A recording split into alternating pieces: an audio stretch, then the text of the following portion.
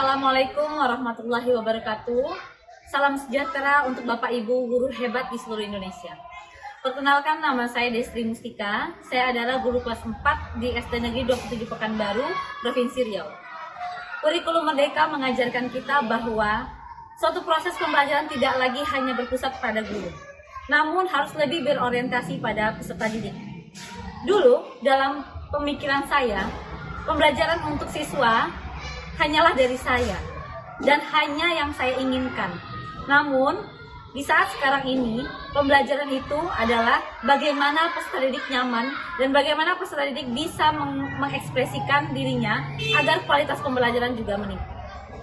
SD Negeri 27 Pekanbaru merupakan salah satu sekolah negeri terakreditasi A yang terletak di Jalan Cempaka nomor 130, Kelurahan Padang Bulan, Kecamatan Senapelan, Kota Pekanbaru, Provinsi Riau.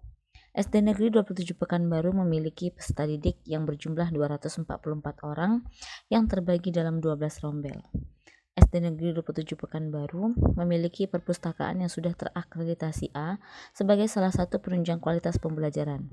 Selain itu, sarana dan prasarana lainnya yang dimiliki oleh SD Negeri 27 Pekanbaru dalam menunjang proses pembelajaran cukup lengkap. Hal ini dibuktikan dari adanya perangkat teknologi seperti infocus, proyektor, tablet, Chromebook, laptop, dan speaker. Perangkat ini dapat digunakan untuk membantu guru dalam menyiapkan media pembelajaran di kelas. Menjadi seorang guru merupakan amanah besar bagi saya, karena saya harus mampu menjalankan peran saya dengan baik dan maksimal agar kualitas pembelajaran menjadi meningkat. Dalam menjalankan peran sebagai seorang guru, apalagi di era digitalisasi saat ini, saya dituntut untuk mampu mengembangkan kualitas kompetensi profesional dan cepat tanggap dalam perkembangan peserta didik dalam pembelajaran di era teknologi ini. Inovasi-inovasi harus selalu dimunculkan agar proses pembelajaran menjadi lebih menarik dan semakin membuat peserta didik terpacu motivasi belajarnya. Pada kesempatan ini, saya mengambil topik pembelajaran berdiferensiasi untuk video praktik baik saya yang telah saya lakukan di dalam kelas. Pembelajaran berdiferensiasi adalah strategi pengajaran yang bertujuan untuk memberikan pengalaman belajar yang sesuai dengan tingkat kemampuan peserta didik. Ini melibatkan penyesuaian dalam konten, proses, produk, dan lingkungan belajar. Dalam melaksanakan pembelajaran berdiferensiasi di dalam kelas, hal pertama yang saya lakukan adalah mencari tahu seputar pembelajaran berdiferensiasi melalui platform Merdeka Mengajar. Dari situ saya banyak belajar mengenai langkah-langkah dalam melaksanakan pembelajaran berdiferensiasi untuk saya praktikkan dalam kelas bersama peserta didik. Setelah memahami tahapan proses dari pembelajaran berdiferensiasi, saya mulai merancang modul ajar yang menjadi dasar pelaksanaan proses pembelajaran di kelas dengan memperhatikan dari sisi gaya belajar peserta didik. Penentuan dan pembagian gaya belajar peserta didik ini saya lakukan dengan melakukan penilaian awal, memberikan asesmen diagnostik non-kognitif sehari sebelum pembelajaran dimulai. Dengan melihat lembaran hasil asesmen diagnostik non-kognitif yang telah diisi oleh peserta didik, saya mulai mengelompokkan mereka sesuai dengan gaya belajar yang dipilih agar penyampaian materi dan proses pembelajaran yang berlangsung menjadi sesuai dengan yang dibutuhkan oleh peserta didik. Sampailah pada proses pembelajaran di kelas. Seperti biasa, sebelum memasuki kelas, kami melakukan pembiasaan setiap paginya. Pembiasaan ini diharapkan agar peserta didik dapat termotivasi dan lebih semangat untuk memulai pembelajaran pada hari itu. Kelas disiapkan, lalu berdoa menurut kepercayaannya masing-masing.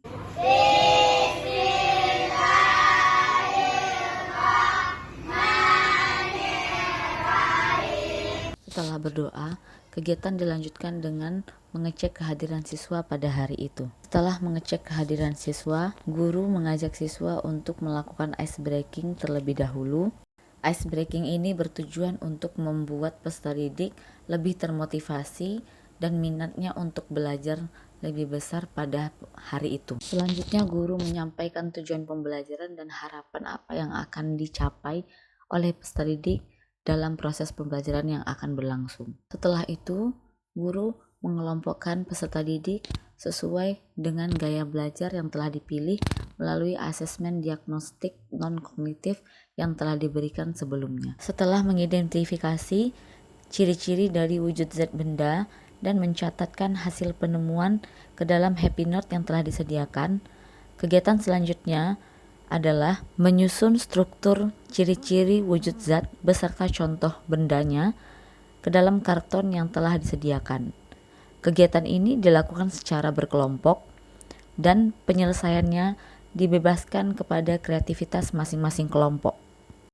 Setelah selesai dalam kegiatan menyusun struktur ciri-ciri wujud zat, setiap kelompok diminta maju ke depan untuk mempresentasikan hasil dari struktur yang telah dibuat. Peserta didik dalam kelompok secara bergantian mempresentasikan hasil jawaban yang telah didiskusikan bersama kelompoknya.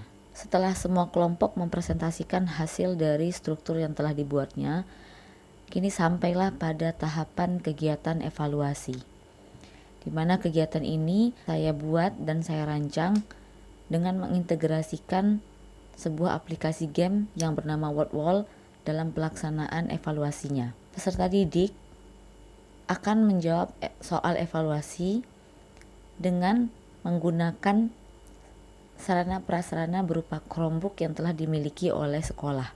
Satu persatu peserta didik menjawab soal evaluasi yang telah tersedia pada aplikasi WordWall.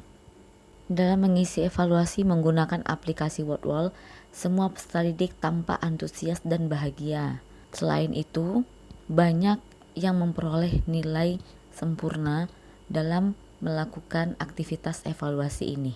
Setelah kegiatan evaluasi selesai, saya memberikan lembaran refleksi kepada peserta didik untuk memahami respon siswa dalam sebuah pembelajaran. Dari hasil refleksi yang telah mereka isi, didapatkan bahwa sebagian besar peserta didik merasa senang dan sudah memahami materi yang telah disampaikan pada hari itu. Setelah melakukan kegiatan refleksi, saya dan peserta didik bertanya jawab untuk menyimpulkan kegiatan pembelajaran pada hari itu. Setelahnya, kegiatan pembelajaran ditutup dengan berdoa bersama yang dipimpin oleh ketua kelas.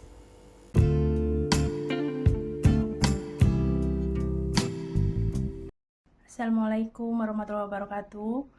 Saya sangat mengapresiasi pembelajaran yang dibuat oleh Ibu Destri Mustika, yang mana telah menggunakan media pembelajaran yang interaktif, sehingga anak-anak bahagia dan antusias mengikuti pelajaran. Terima kasih Bu Destri Mustika.